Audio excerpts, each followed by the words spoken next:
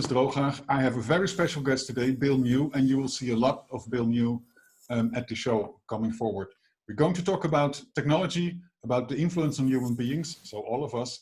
And today's topic is Huawei and the ban from the United Kingdom, a decision which was made this week. Bill, we both have argued that this was not a good idea. Now the decision is made, so we have to look at what is next. Since you are a British citizen, let's start with your view on this. What do you think, Bill?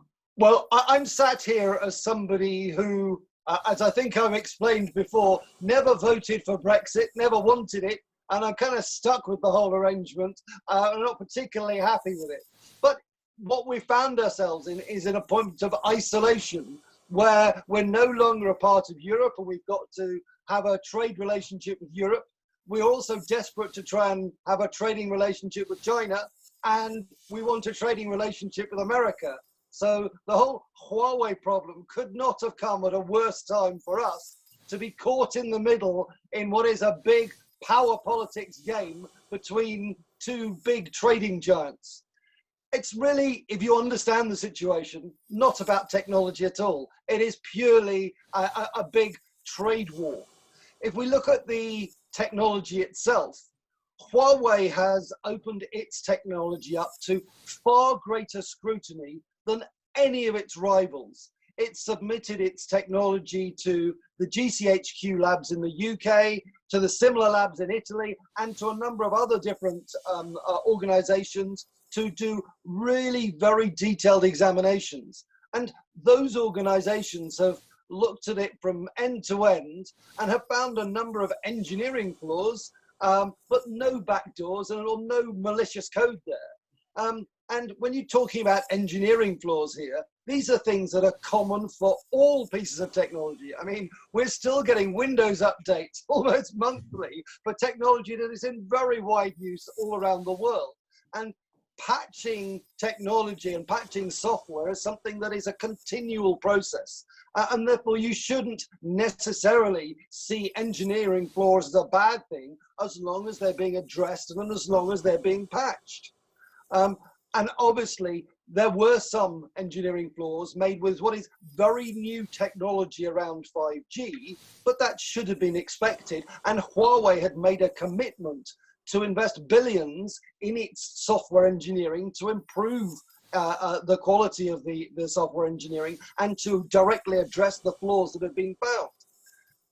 This comes at a slight juxtaposition where we're seeing the fact that the US are pointing fingers at the one company that has opened itself up to this sort of scrutiny, accusing it of having backdoors, despite the fact that there have never been any backdoors not found, not only in the current generation of 5G equipment, but in any of the equipment that Huawei's ever sold to the UK. And Huawei's been doing business here for 20 years.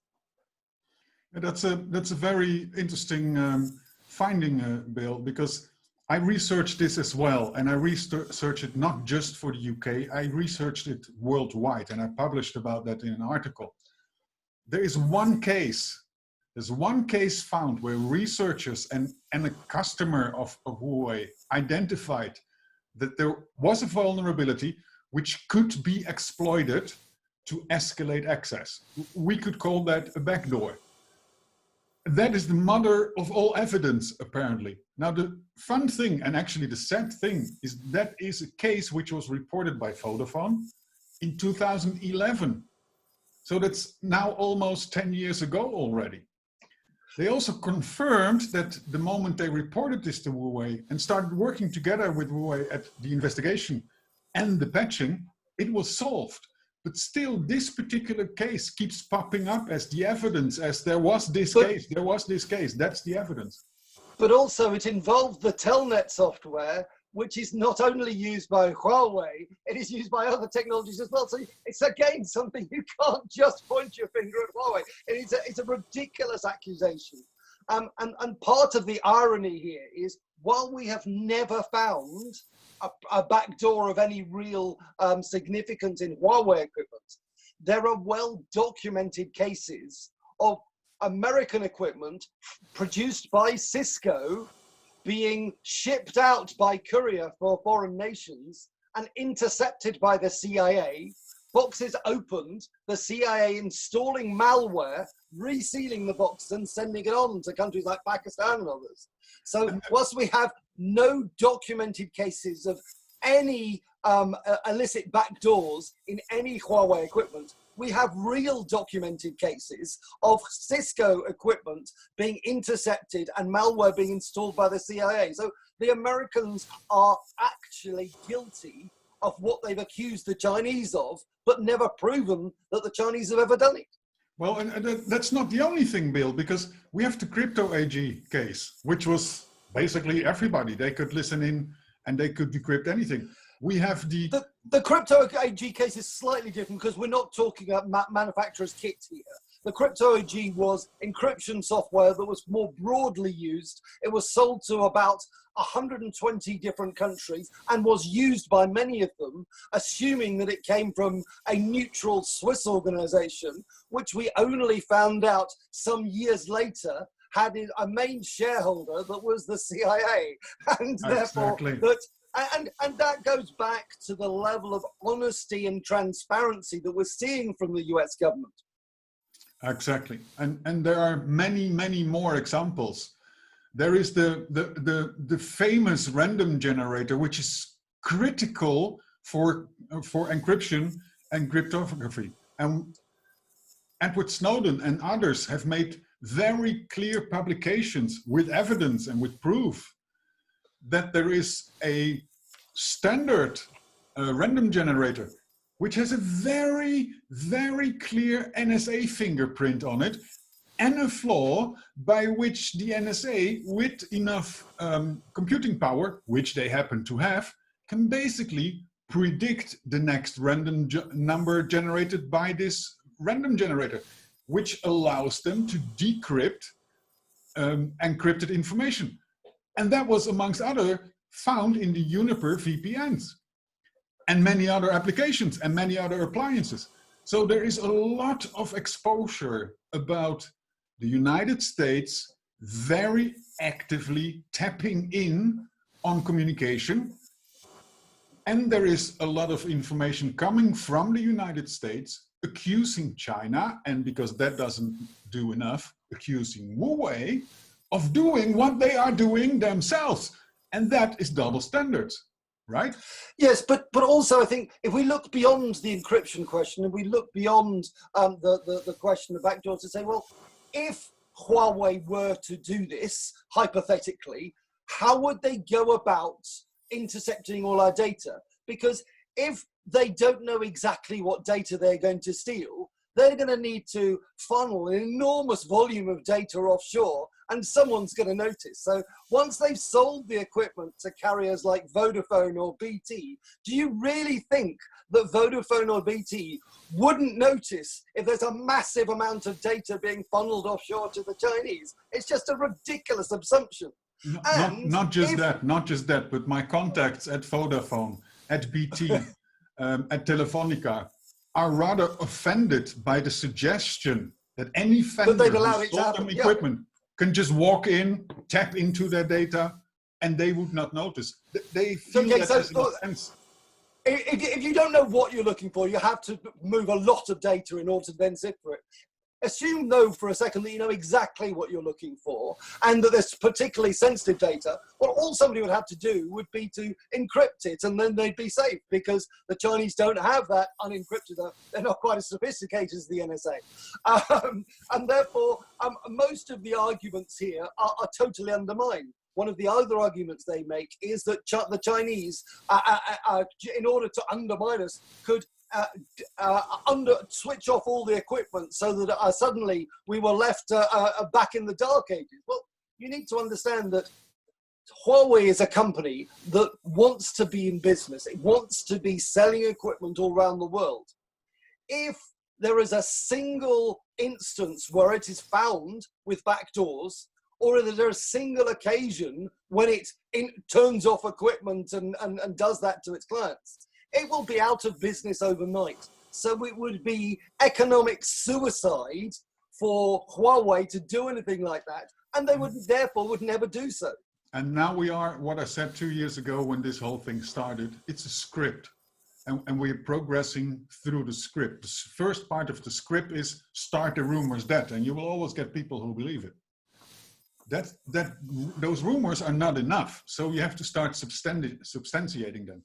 And one of the things I predicted some 6 months ago is that when there would be sanctions on the technology which would allow Huawei to build sophisticated and secure equipment, if you take that capability away, then you can start the rumor that they might not be able to provide secure equipment in the future. And that's the rumor where, from my perspective, the UK bought into, that they say it's not a security risk right now, but it could become a security risk. But again, this is all the imagination on the part of the US, where unfortunately there are real instances where the US are doing these very things right now. And to a large extent, it is the US interference that has led directly to the current ban, because the earlier decision that was made about 6 or 7 months ago was in favor of Huawei being allowed into the UK market. That was based on an analysis of the software on all the Huawei equipment, where they felt that they hadn't found vulnerabilities. They felt that the risk was manageable, and therefore they could go ahead with applying a Huawei equipment within the 5G network. The only thing that has changed in the last 6 months is that the Americans saw that their campaign against Huawei wasn't working, so they stepped up the sanctions against Huawei and denied them access to US microchip technology. So when Huawei were using their own software on American chips like Intel or whatever, then that was a manageable risk.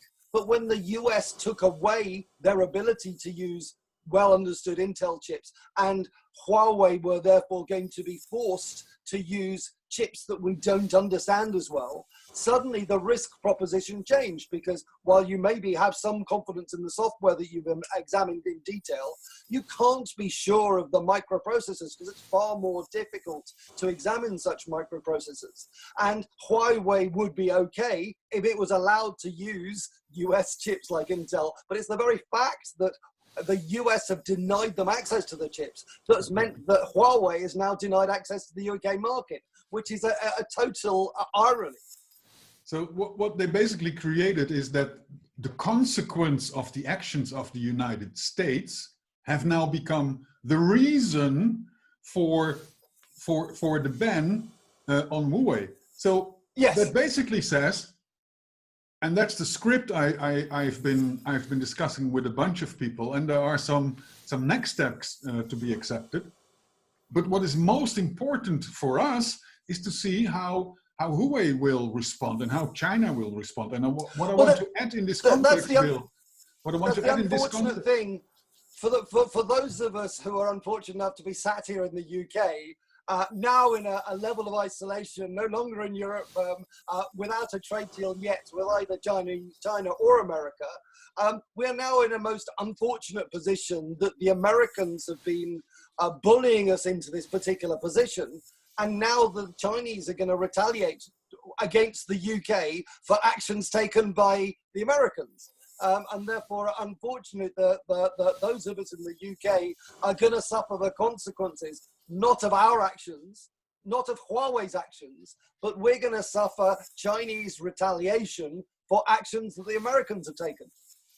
What I want to add to this, Bill, and I fully agree with you, but what I want to add to this is that I fully agree, and I think it's a very smart statement, a statement by Andy Purdy from Huawei, in saying that escalation and further escalation is not the solution. We should return to dialogues, we should return to finding solutions, but I'm also afraid that just like our advice, well-meant and funded advice not to ban Huawei from the UK networks, I'm also afraid that nobody's going to listen to our advice to not escalate on top of the escalations and return to a dialogue. So But I think this is not the end of the story. Yeah, well, what we're facing here is not just technological folly, because there's no real reason we shouldn't be using Huawei.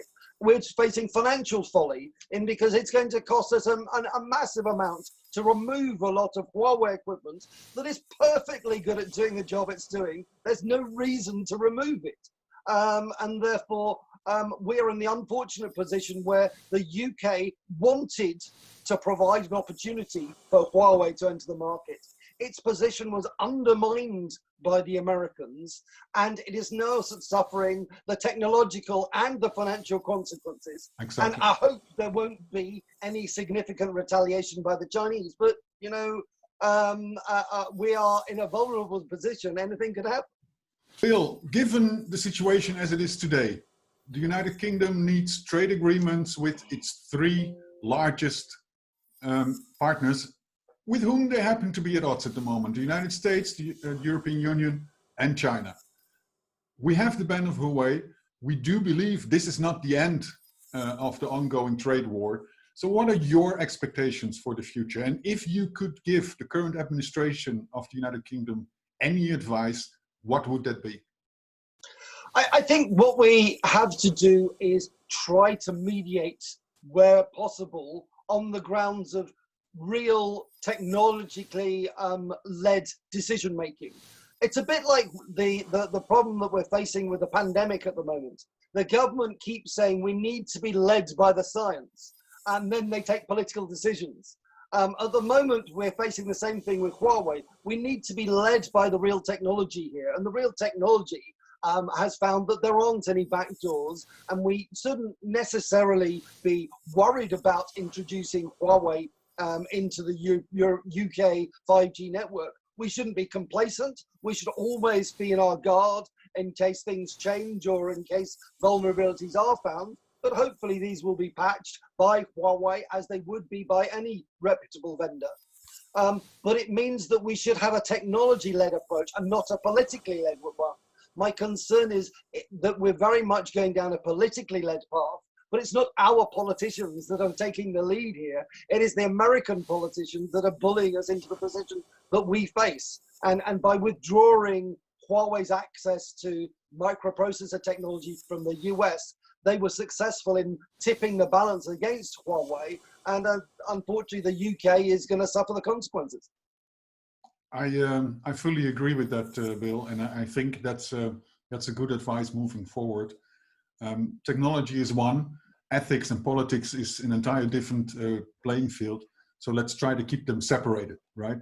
Bill, thank you so much for your insights, and we'll talk soon.